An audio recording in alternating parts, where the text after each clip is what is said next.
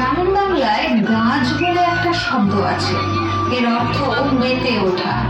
এই গাঁজ শব্দের সঙ্গে বাংলা অন প্রত্যয় যুক্ত হয়ে তৈরি হয়েছে গাজন। বাংলার তথাকথিত ভিন্নবর্গীয় মানুষেরা তাদের দেবতাকে প্রতিষ্ঠা করলেন।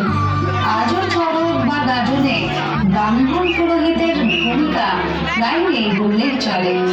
রাঢ় বাংলার বিভিন্ন অঞ্চলে আজও ধর্ম ঠাকুরের পুজো হয়ে থাকে।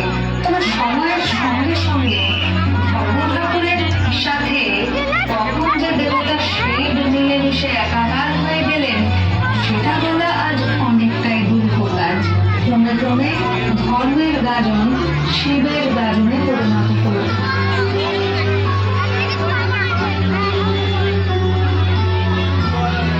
রামজনের উৎসবই গাজন উৎসব। চৈত্র সংক্রান্তি কমে শিবের গাজন হয়ে উঠল মুখ্য। এই দিনটিকে ভক্তরা শিব পার্বতীর বিয়ের উৎসব হিসেবেই মানে। আর সেই বিয়েতে গাজন সন্ন্যাসীরা বরযাত্রী যান।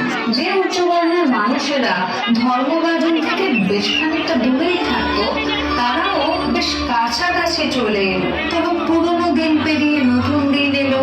বাংলার সমাজ জীবনে অনেক পথ পরিবর্তন হলো, কিন্তু একটা জিনিসের কিন্তু পরিবর্তন হলো না, সেটা হলো ব্রাহ্মণ্যবাদের চোখ রাঙানি এখানে নেই।